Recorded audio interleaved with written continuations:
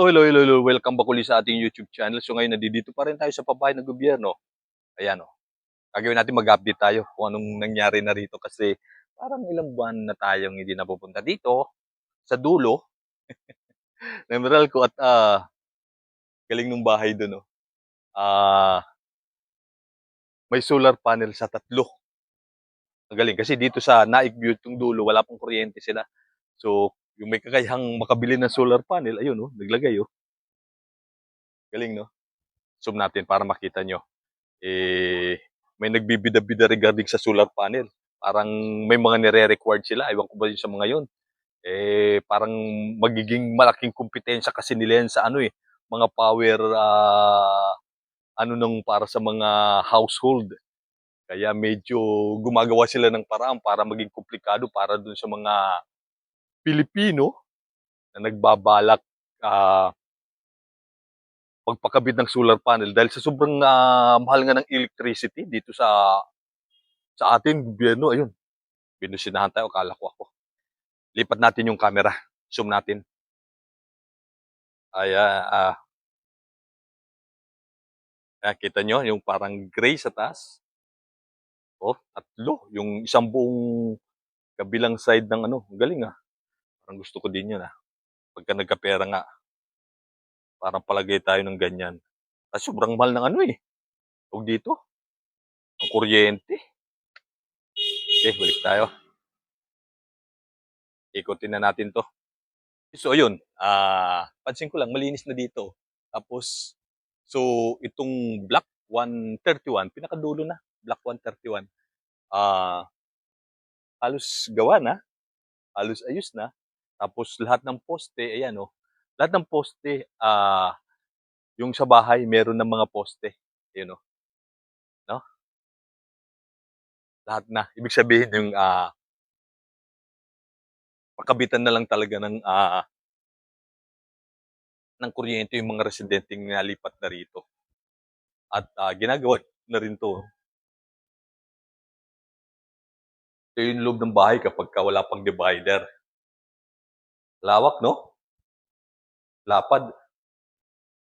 Tapos naka-tiles ka na, nakapinturado na. Ganda, ayan, no? May CR extension, lababo, extension dito sa likod na to. Tapos maswerte ka kung mapupunta ka sa ganitong lugar, oh. Meron ka pang espasyo dito sa likod na po pwede mong magawa kung ano pwede mong gawin, no? Kasi hindi naman na maano yan, eh. Diba? Grabe, mapuno yung lugar na to dito pa, oh. Kita nyo, oh.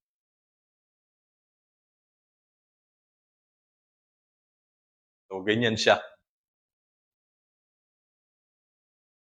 Saka linis na ng lugar na to. Tapos kita nyo yung pinaka-drainage system, oh. Laki. Tapos yung ano na yun, oh. Galing. Alam niyo yung mga pabahay talaga dito sa Naik, yung mga bago ngayon, magaganda na talaga eh. Tapos kita niyo yung kalsada, oh, lugar. Malinis. Ibig sabihin tuloy-tuloy yung pag-aayos, paggagawa. At nakikita niyo rin yung mga poste.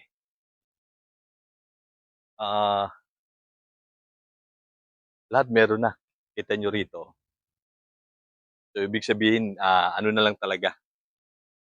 Kuryente na lang. Dito na yung dulo ng Naik View. May mga nalipat na rin dito sa ibang mga block, doon sa Bagandang Bukana. Ito kasi dulo na to eh.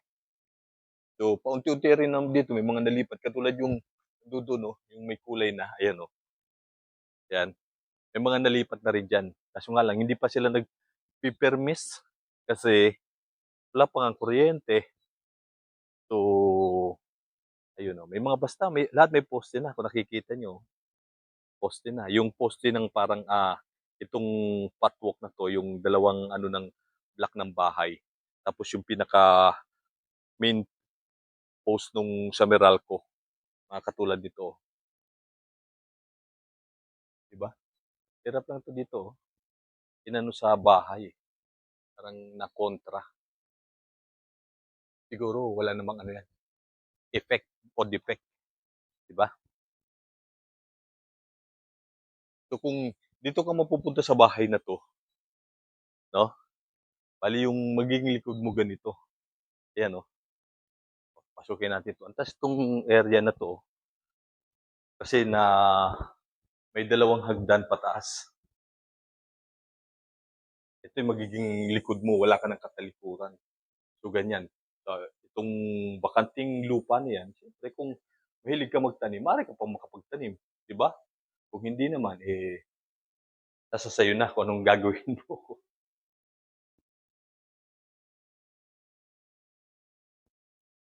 Kasi parang tumusok sa ano ko. So ayan, oh.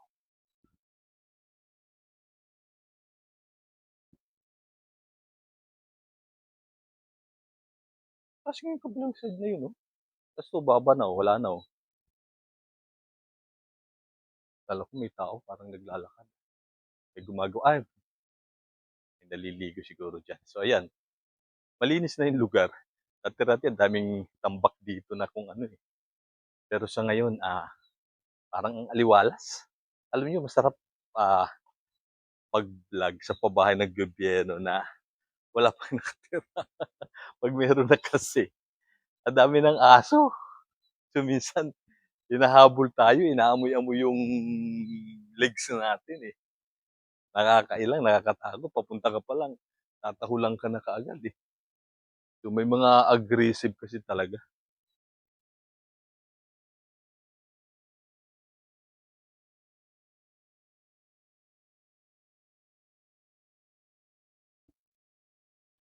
So ayan, lahat na nga may poste. So kuryente na lang hinihintay. Tanong kailan, makakabitan no, ng Meralco. Pero kung may pera din lang ako, susular na ako. Kasi ang mahal masyado ng ano, eh. Kaso nga lang, gumagawa ng paraan yung mga kulukoy na maging komplikado sa mga Pilipino yung pagkakaroon ng solar panel, 'di ba? Ibang klaseng mga negosyante. Talagang gagawa sila ng paraan para maging komplikado yung mga bagay na kasi nga naman malaking ano sa kanila yun, kawalan, isang malaking competition yung solar panel. In the future, baka malay mo, ah, maging affordable na yung solar. Mas madami na yung mga nagtitinda, mas magiging magaan na makaabil sa mga Pilipino, sa mahal ng kuryente, eh. Susulat na lang din talaga ako. So, nasunog to, oh. Kawayan. Buti naapula, no? Parang may naliligo sa baba.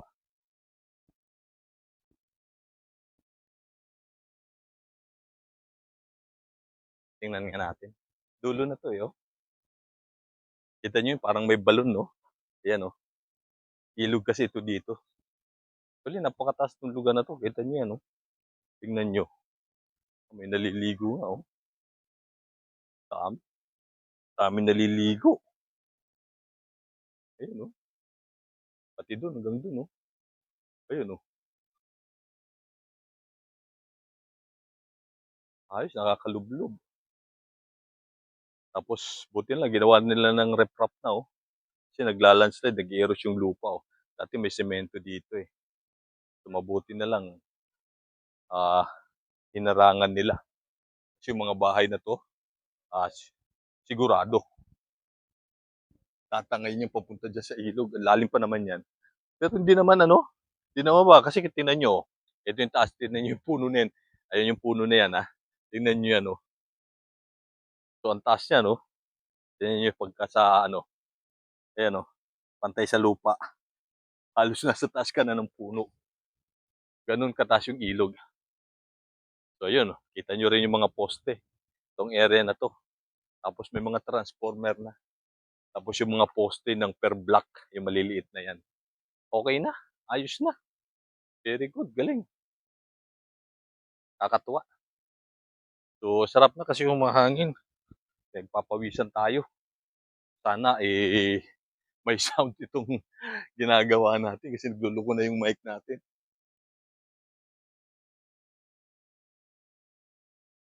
Piyesta ngayon dito sa ano, Naik View. Galing, se-celebrate na sila, yung mga residente dito. Anong block ba ito? Basta dulo na lang, ito yung mga ginagawa pa. Pero yun, tuloy-tuloy pa rin pag-ayos nila. Saka yung mga bahay malilinis na. Talagang nilinis nila. So, shout out sa developer dito sa may Naik, dito sa dulo. No? Ililinis nila yung mga kabayan, inaayos. Ayan, halos lahat ng mga bahay na nakikita ko, malinis yung loob. Ayan, Ayan, kahit dito, kita nyo, linis. Diba? Ayun, katulad nyo, may aso. Ay, dito na tayo. Tayo lusot.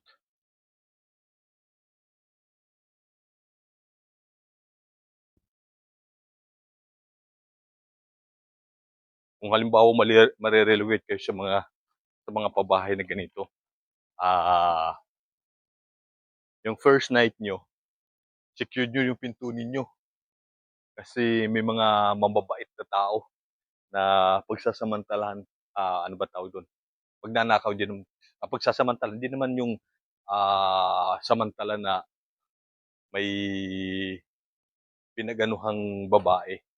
Ibig sabihin yung mga na-relocate, ay, loko yung ano dito, parang binasagan ng bato. Tingnan yung nangyari sa tiles, basag. Yun yung bato, parang ibinato. Ewan ko. Ang galing ito. Loko-loko.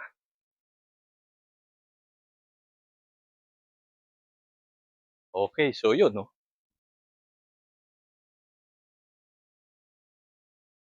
daming bahay, no? Imagine nyo pagka napuno lahat to. Talagang parang nasa 7,000 houses yung nakatayo dito o itatayo dito sa Naik View. Pagka puno ng tao yan. Dami talaga. Kami residente, parang isang, ano na yun, isang barangay. May music doon. Dito na tayo. Copyright pa tayo.